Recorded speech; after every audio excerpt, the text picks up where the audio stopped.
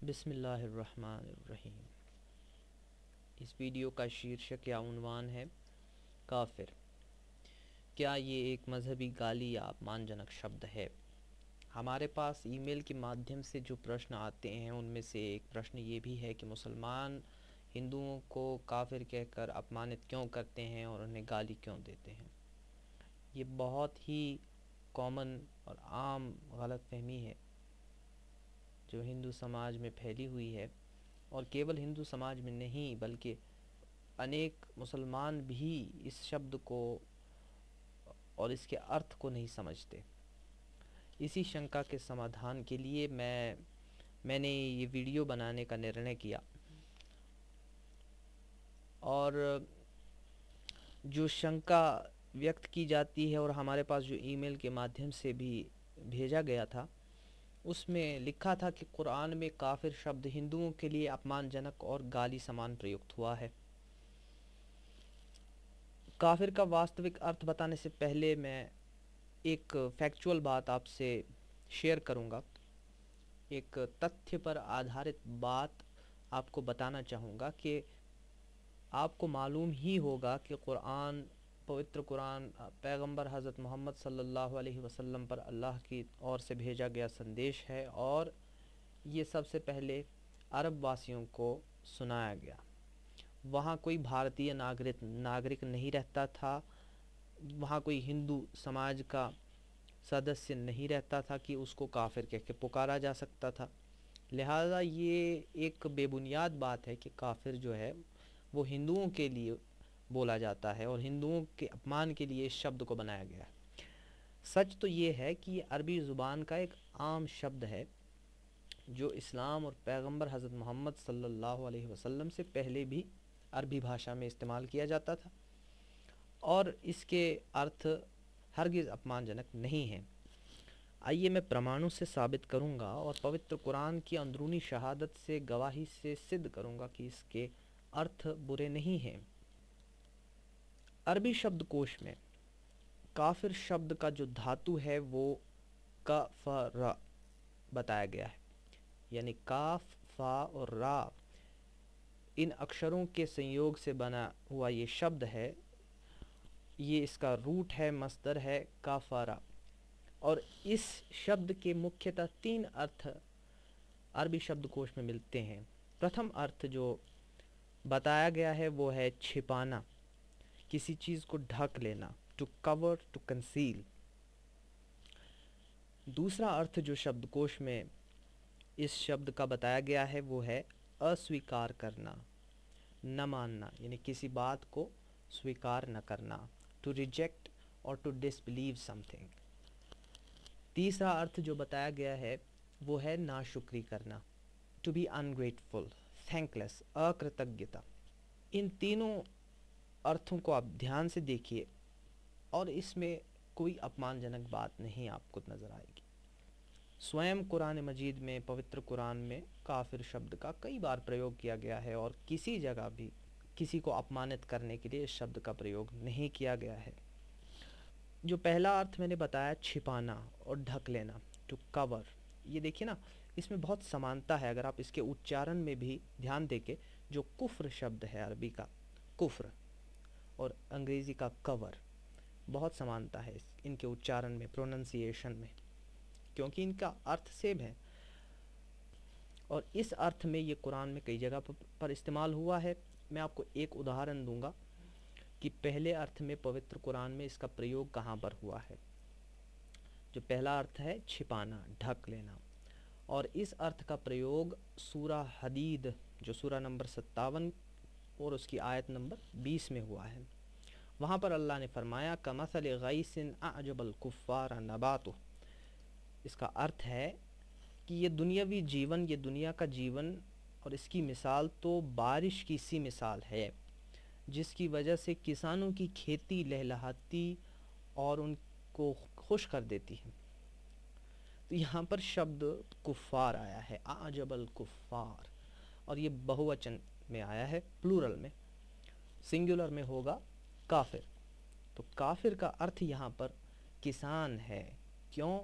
क्योंकि एक किसान धरती में, खेत में बीज डालता है और उसे मिट्टी से छिपाता है, ढक देता है। इसीलिए अरबी भाषा में किसान के लिए काफिर शब्द का प्रयोग किया गया है। और ये इस्तेमाल इस शब्द का पवित्र कुरान के नुज़ूल से, उसके अवतरित होने से पहले भी किया जाता था। इसमें कोई अपमानजनक बात नहीं है। अब आइए इसके दूसरे अर्थ की तरफ। दूसरे अर्थ में पवित्र कुरान में ये कहाँ इस्तेमाल हुआ है, उसका उदाहरण लीजिए।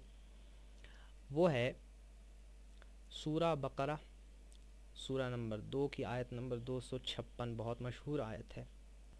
इसमें धर्म का एक बहुत बड़ा सिद्धांत बताया गया है। ला इकराहा फिद्दीन क़द तबय्यन रुश्द मिनल गय फमन यकफुर बित्तागूत व युमिन बिल्लाहि फ़क़द इस्तमसक बिल उर्वतिल वुस्क़ा लन फ़िसाम लहा वल्लाहु समीउन अलीम। जिसका अर्थ है कि धर्म के विषय में कोई ज़बरदस्ती नहीं।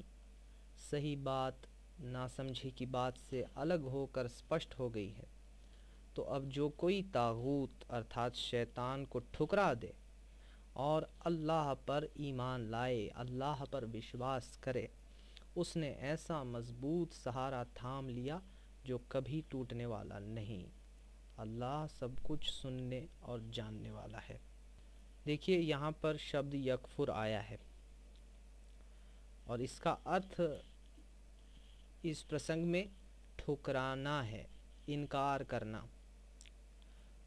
और यहाँ पर ये शब्द, बड़ी दिलचस्प बात है कि मुसलमानों के लिए, ईमान वालों के लिए इस्तेमाल हुआ है कि वो तागूत का कुफ्र करते हैं, तागूत को ठुकराते हैं। तागूत का अर्थ है शैतान, या जो भी शैतानी काम होगा वो भी इसके अंतर्गत आ जाता है। लेकिन सोचने की बात यह है कि यहाँ पर मुसलमानों को काफिर करार दिया गया है। या किसका काफिर? तागूत का, शैतान का, इनकार करने वाला। यहाँ से हमें पता चला कि काफिर का अर्थ है किसी चीज़ को नहीं मानने वाला, किसी चीज़ को अस्वीकार करने वाला, किसी चीज़ को ठुकराने वाला। तो ये भी कोई अपमानजनक शब्द नहीं है।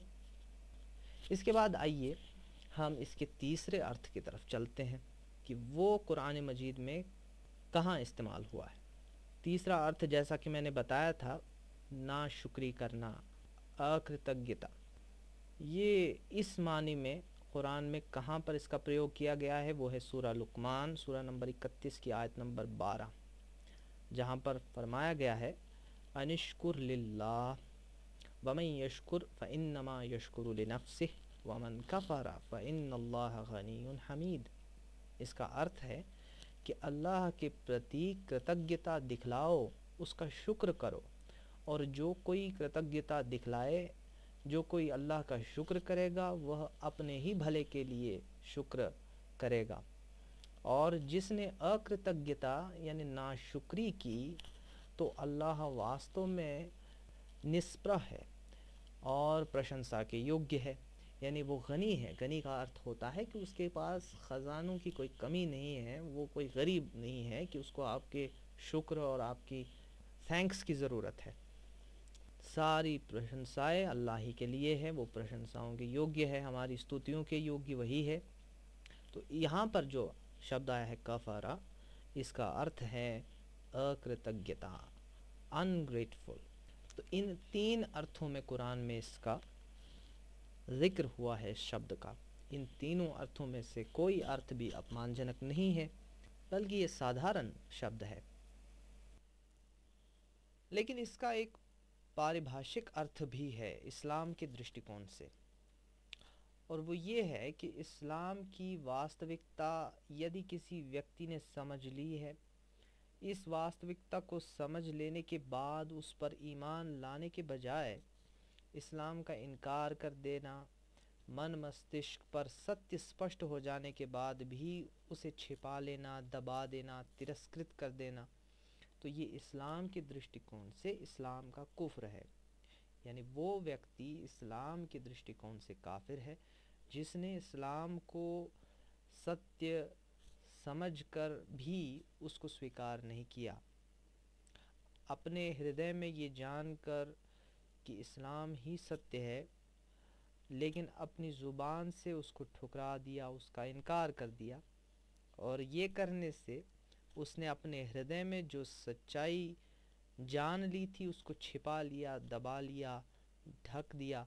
तो इस्लाम के दृष्टिकोण से उसको काफिर कहा जाता है। हर गैर मुस्लिम काफिर नहीं है जिस तक इस्लाम का संदेश नहीं पहुंचा, या अगर पहुंचा भी है तो वो गलत संदेश पहुंचा है किसी के द्वारा। तो स्वाभाविक बात है कि वो इस्लाम को स्वीकार नहीं करेगा। ये उसी के लिए अप्लाई होगा जो इस्लाम को सत्य जान ले। हर तरह से प्रमाणों से साबित हो जाए कि इस्लाम सत्य है, लेकिन फिर भी उसका इनकार कर दे। तो ये है इसका पारिभाषिक अर्थ। अब आइए कंक्लूजन की तरफ। निष्कर्ष क्या है हमारे इस वीडियो का? सबसे पहले ये बात स्पष्ट है कि कुरान में काफिर शब्द गैर मुस्लिमों के लिए विशेष होकर उनको अपमानित करने के लिए प्रयुक्त नहीं हुआ है, और हिंदुओं के लिए तो हुआ ही नहीं है। काफिर शब्द एक गुणवाचक संज्ञा, क्वालिटेटिव नाउन है। इसका किसी विशेष जाति, नस्ल, कौम, क्षेत्रवासी, समूह या रंग व वर्ग से कोई संबंध नहीं। ये कोई अपमानजनक शब्द या मजहबी गाली नहीं है। ये जो प्रमाण आपके सामने रखे हैं उनसे स्पष्ट हो जाता है। आइए अब मैं आपके सामने तुलनात्मक दृष्टिकोण से हिंदू धर्म ग्रंथों से एक उदाहरण पेश करता हूँ। एक शब्द आपको संस्कृत में मिलेगा जो हिंदू धर्म ग्रंथों में कई स्थानों पर जिसका उपयोग किया गया है, वो है नास्तिक। नास्तिक शब्द सबने सुना है, और शाब्दिक अर्थ इसका है अविश्वासी या जिसकी आस्था किसी चीज़ में ना हो।